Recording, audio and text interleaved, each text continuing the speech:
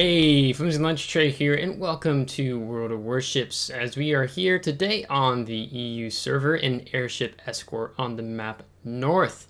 And we're going to be in the Tier 10 Premium American Heavy Cruiser, the USS Salem, which I absolutely enjoy playing so much. Actually enjoy playing a little bit more than Des Moines, but there's just some differences there, which maybe we kind of touch on in this video a little bit, particularly just with Salem's characteristics. But this battle, this is the first time I've been on the EU server for like over 6-7 weeks after having my trip to the US. So this was the battle I had to come back to. First time back on the EU, and it's going to be a really great battle. It's going to be relatively pretty close end as well, so not those blowouts that maybe a lot of you have been seeing when playing Airship Escort, whether it's your team that gets blown out and your team gets blown out. This one is close all the way pretty much to the end. So with that being out of the way, let me talk a little bit about Airship Escort. As you can see, I'm in this green circle, and I know there are some newer players who are not certain about this battle type. I think it's his third time back. It used to be called Dirigible Derby, but then I think that was a little bit people weren't actually understanding what exactly this game mode was about. So let me hit what this is about. During the battle, ships on both sides can affect the speed of the allied or opposing airships by staying within an interactive zone near each one. Airships move at a standard speed if there are no players within their interactive zones. Airships accelerate if only allied ships are within the borders of their interactive zones, which would mean you go up to 18 knots versus 12 knots. Airships slow down if at least one opposing ship is within the borders of their interactive zones, meaning 6 knots. If your team simultaneously speeds up the allied airship and slows down the opposing airship, the allied airship will move even more faster. So 6 knots for the enemy airship and 30 knots for yours. So maybe I'll also throw a picture on here, just the medals you can get. We're actually going to get, this is I think a newer achievement that they introduced with this one. But we'll talk about that when the time comes. Now, Salem. What is so special about Salem? Well, she's pretty phenomenal in having 2 and 3mm guns. But one of the things she also has, like the Des Moines, but slightly different, is radar, but an 8.5 kilometer radar. You have to choose between the 8.5 kilometer radar or the 5 kilometer hydro. And here you can see I elected to go with the radar, where Des Moines you would have both, in Des Moines being a 10 kilometer radar. Now, there's a pretty good argument you could make for having hydroacoustic search here on Airship Escort versus radar. Either would work well. I mean, you're brawling your more close quarters, but I just had too many destroyer players who just goof, like the destroyer, was it the Benson that we just killed, if I remember what he was correctly. And he is just goofed, you know, so I've seen a lot of destroyer players do that, so I've stayed with my 8.5 kilometer radar. Now, we can see we're already up to over 30,000 damage, as we had this broadside Croyson who messed up a bit and causing himself to notser into maybe I don't think it was a strategic notsering, island grounding himself, but he's broadside to us with these 2 and 3mm guns, so we are going to be chiming away here as the St. Vincent takes him out, and that puts us up to over 47,000 damage already. So it's always important with your positioning to be paying attention to what you're doing. Like this, was it Genon as an example? He popped a smoke a little late, so we were able to get eyes on him. So I'm going to take a couple blind shots, and we're still going to manage to at least get 1 Citadel out of him. Here you can see we have the Kitakaze, who's just a little too close, so I'm going to push him away and take him some shots since he is detected. Might as well, even though there is a Smolensk back there I would definitely like to shoot. But we're going to put some pressure on the Kitakaze, seeing if we can get him to back off a little bit from our team. And those are his torpedoes that are in front of us. He has a spread of 6. Now we're going to be switching off to the now I need to phrase this correctly. The ASW airstrike. I'm fishing for AA, and so we can see the our little battleship friend is back up there on the corner. So I just want to know if he was going to rush me down the 9 line or not. So you can fish out. That's just a little tip and trick, as it were. Now, the other things that why I really like Salem here in Airship Escort is the specialized repair teams, as we're going to verify where exactly this battleship is. He's going to be up just to the corner. But one of the things I really like is that specialized repair teams. It is phenomenal. It's really good where Des Moines just gets a standard cruiser heal. Where here we can heal a lot more damage back, but you're going to see later on I make a big mistake, and I am going to need that specialized repair team for sure. And then we are going to be engaging the Massachusetts. That's what it was. I couldn't remember what ship it was. And we're going to do it in a kiting style here. Now we have our friendly DD, the Shimakaze, who's actually going to have a really good game. He is going to be doing really well, so he gets close with all of his torpedoes. I still present a kind of a, I'm angled, I can turn away if need be, and there goes the 406s from the Massachusetts. And I'm like, I want to make sure I continue to entice him, thinking he can just show me that much side, and Shimakaze is going to get the kill there. So that's one of the things you can do as a cruiser player when you're playing with your DDs, is trying to bait battleships to be able to turn broadside out, more or less like that, so then you can know your friendly destroyer torpedoes will hit. So rather versus me then just staying dark and not ever shooting at the Massachusetts, I wanted him to turn out to get that rear turret angle forward on me, since I saw what the Shimakaze was doing. So hopefully you're learning some tips and tricks along the way. The other great thing why I really like cruisers and warships is particularly usually towards the end of the battle, if you've retained a large amount of your health pool, your hit points, you can have a rather reasonable influence on the game, tied to your, typically DPM that you have as a cruiser. Typically some of the destroyers have died, a lot of the battleships have died, so then there's less of a, overmatched threat. If we're talking about 457s and up, or 4.6s catching you out just right. So being able to exert your influence later on as a cruiser player in warships is actually pretty significant, and it also allows you to make mistakes if you lose a large chunk of your health, as I'm kind of alluding to something that's going to happen eventually here. Even though we have made our presence quite known, we're already 74,000 damage. We've got 1 kill. We have some trades going off in between our team and enemy team. We have 3 ships only have died. They have 5 ships that have died. But we're going to have to see how that continues to go. And we're going to pair up with this other Salem player. Actually, I think he also has a pretty decent game. So we're going to go up the channel here on north, and we're going to set right up on the airship here.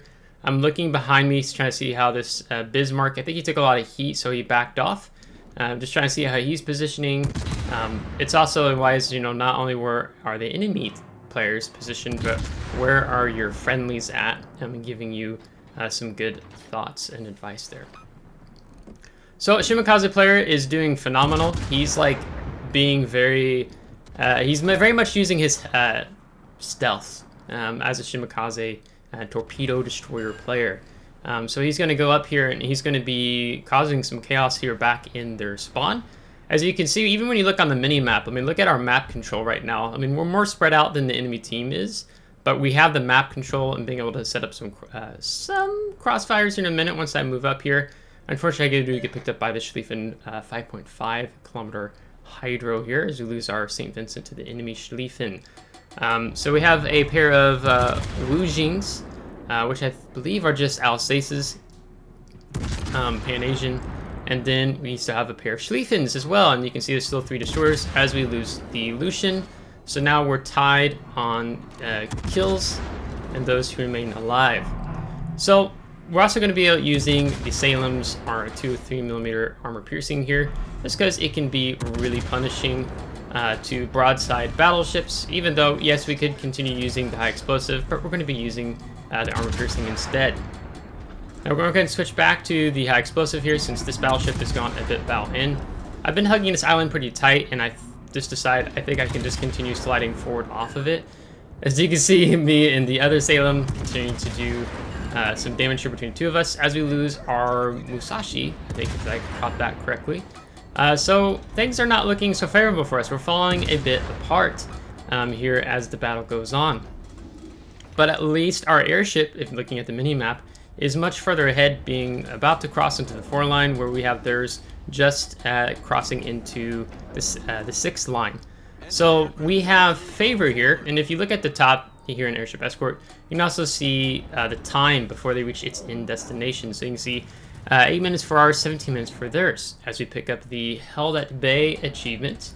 This achievement, and telling you what it is the continuously slow down the opposing airship for 1 minute. Now Shimakaze, this dude is just legit. I'm pretty sure we complimented him. He decides to drop smoke for a pair of Salems, which is great. Now, the backside of that is that our smoke fire penalty is not great per se, especially when we're in these close engagements here. So when this battleship player does go past the island, he will definitely be spotting us, and I can press the H key. I think you saw me do. So I was just checking that because I know it's not so. It's not like being able to be in a little light cruiser or destroyer sitting in your smoke screen. So we're gonna start pumping some shells into more of his superstructure area. Probably gonna be switching back to the high explosive here, as our Shimakaze is putting a lot of pressure and forcing this Wujing player away. Now, the one thing I would say here is that our fellow Salem player, I mean, it's all up to him.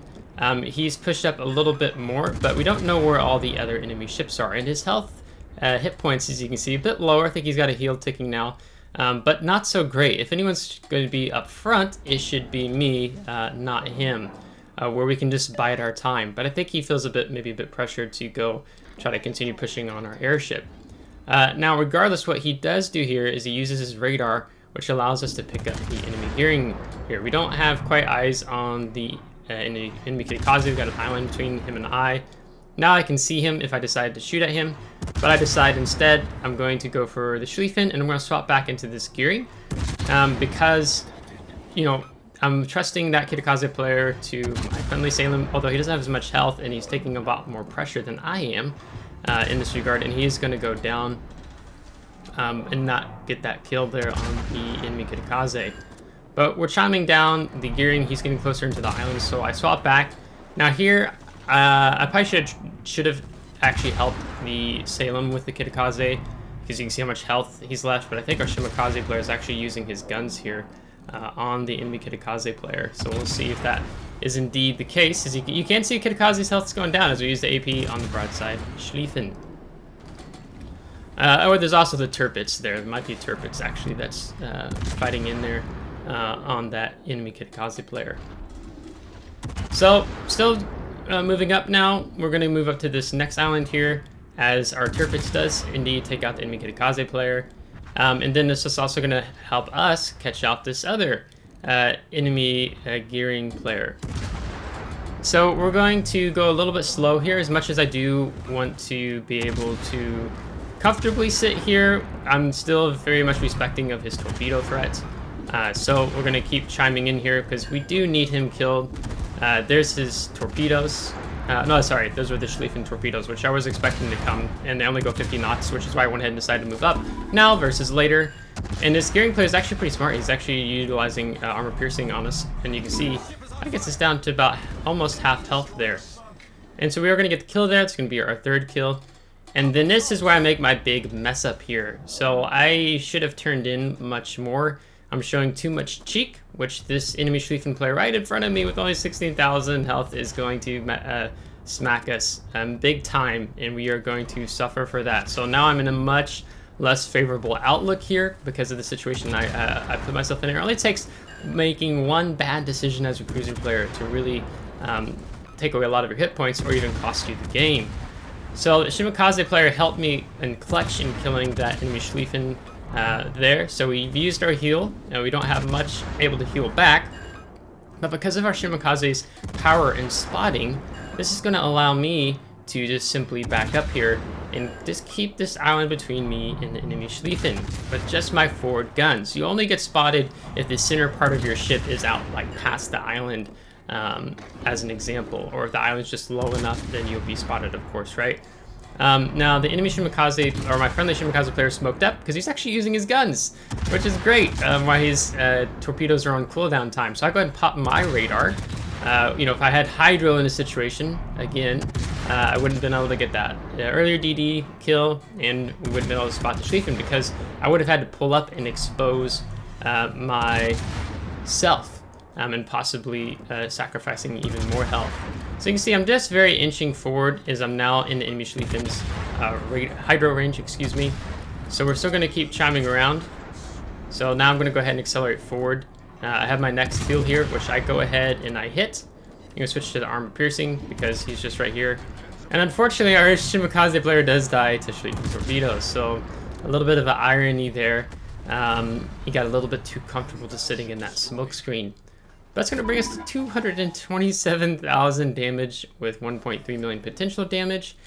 And our airship about to make it to the end destination in just a minute. And going 12 knots. And you can see I'm not even in my Airship Escort anymore. And even though the enemy gearing DD player is in the airship, his airship going 18 knots versus ours going at 12 knots, he is not going to be able to get his airship there before us. Because you can see 2 minutes and 40 seconds versus 40 seconds. Now there's two things we can do here. One is we can elect to push, or we can just simply stay behind the island. Now I'm a little concerned that this gearing player is going to run at me, but I can tell for now he's decided not to. So I'm going to get even some good advice in chat just to chill out there. And I'm like, yeah, that's wise. Let's just go ahead and stop here because that's going to slow down and then think about putting my nose out there.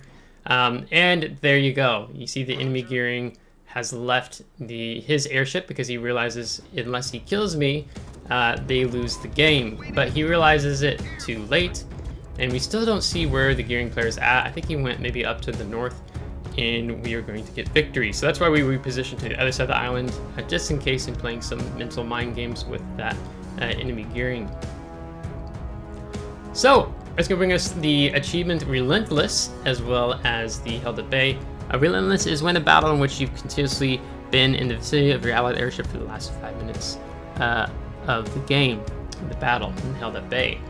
So you can see the 4 kills. He just only got that 1 Citadel there, and just I think some ASW planes we shot down as well. Maybe it was a spotter, not sure. But almost 2,600 base XP, and there you can see the Salem and the Shimakaze player. They both had really good games. They played really wisely, so hats off to them. You can see that those 2 Schlieffens and the Kitakaze player were really carrying the enemy team. You can see the damage spread. We took 73,000 damage. We even got a little bit of secondary damage, 3,600. I mean, this isn't a secondary cruiser by any means, of course. And then here you can see even more players are damaged. I think the Kitakaze, I think we only, like earlier, we just damaged his engine. So that's why you see him there on the top right, but no damage given just because we damaged the module. And 1.4 million credits. So, I hope you enjoyed this Salem Relentless game. First time back on EU in like 7 weeks. So it's quite the game to come back to in their ship that I'm very comfortable in. I'll throw my upgrade and commander build video of what I recommend taking on Salem. Now this is on EU versus NA. I don't have a full 21-point build yet here on Salem on EU, but I do on NA. And I pair him with Halsey, really good match, but I don't have Halsey yet on EU either. So more potential for this ship definitely on the EU server. So if you liked today's game, give it a thumbs up. If you didn't, give a thumbs down. Subscribe if you want to see more. If you're subscribed, thanks so much. I really appreciate it. And thank you to all my Patreon supporters. So until next time, take care.